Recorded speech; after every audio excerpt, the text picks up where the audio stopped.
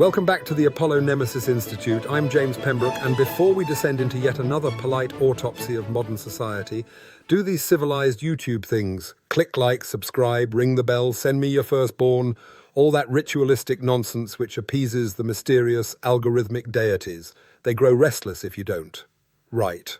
Rutger Bregman, Reith Lectures, A Time of Monsters. The Reith Lectures, in case you're new to this annual intellectual jamboree, are the BBC's genteel way of saying, look, Britain still has thinkers. We haven't replaced them all with wellness influencers and policy consultants.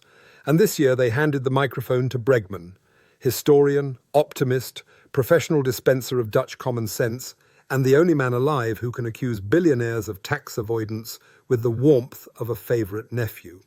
His first lecture, A Time of Monsters, is about the moral collapse of elites, or as the BBC prefers to call it, a moment of challenging reflection. Personally, I'd call it an era where the adults left the room and the interns changed the passwords.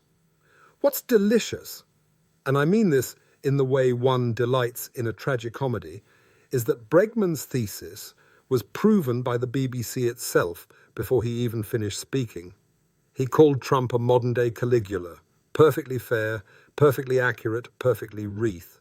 But there was an extra sentence after that, recorded, approved, performed in front of 500 people, and the BBC, trembling like a Victorian fainting goat, removed it before broadcast. Why? Because they were afraid Trump might sue them. Imagine the Reith Lectures, the intellectual flagship of the BBC, edited not so much for truth, but for fear, edited because the corporation now sees defamation risk where once it saw civic duty. The irony is so perfect it should be bottled and sold. Bregman argued that today's elites suffer from paralysing cowardice, and the BBC said, yes, Rutger, and to prove your point, we've cut your speech lest the Emperor's lawyers frown. But let's linger on his metaphor. Monsters. Not literal ones, though Westminster occasionally produces a few that could get cameo roles in a Del Toro film, but institutional ones. Systems that have grown so vast, so petrified of ambiguity, so devoted to reputation management, that they behave like anxious teenagers, terrified to offend, desperate to please, permanently checking the mirror. The real monsters, Bregman hints, are the elites who refuse to confront moral reality. But I'll sharpen that. The monsters are not individuals or creepy fictitious creations of Stephen King. The monsters are processes, boards, committees, legal departments, compliance units, public institutions that once hunted monsters now coddle them because confrontation is risky and truth is expensive. Bregman is optimistic, almost suspiciously so. He believes in moral revolution. He thinks we can rediscover courage like a medieval relic polished up for tourists. Admirable, noble, slightly quaint. But history is rarely moved by sensible optimism. It is moved by unreasonable people doing unreasonable things at unreasonable hours. Where Bregman excels is storytelling. He reframes immorality not as wickedness, but unseriousness. And that's the key. You can fear a tyrant, but you cannot respect a buffoon, and our century is overflowing with buffoons who somehow acquired nuclear codes, social media platforms, or entire government departments. He also touches on AI, the new demigod of productivity. Bregman sees hope that it might lift our potential. I see hope too, but of a different flavour.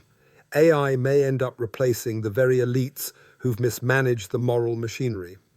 If we must choose between a malfunctioning bureaucracy and a benevolent hallucination, the latter may be preferable. Still, let's give him credit. His Reith lecture is a call to arms, or at least a call to honesty, to tell the truth even when institutions won't, to resist the creeping sense that the world is run by spreadsheets with delusions of grandeur. But the most important thing Bregman revealed, inadvertently, is this. The BBC is no longer a cathedral of truth. It is a stage-managed, polite society salon. And polite societies, historically, do not fight monsters. They invite them to dinner. To his eternal credit, Bregman demanded transparency. And to their eternal embarrassment, the BBC provided it by censoring him. That's our age in miniature. We outsource courage to committees and then act surprised when nothing courageous happens. But chin up.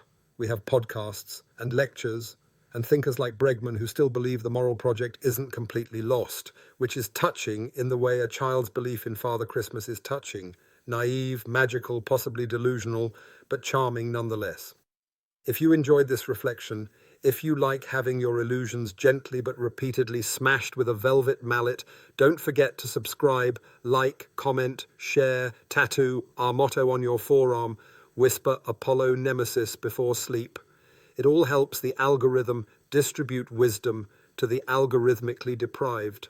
Until next time, lux ad ratio, ratio ad retributio, light to reason, reason to balance, and ideally fewer monsters.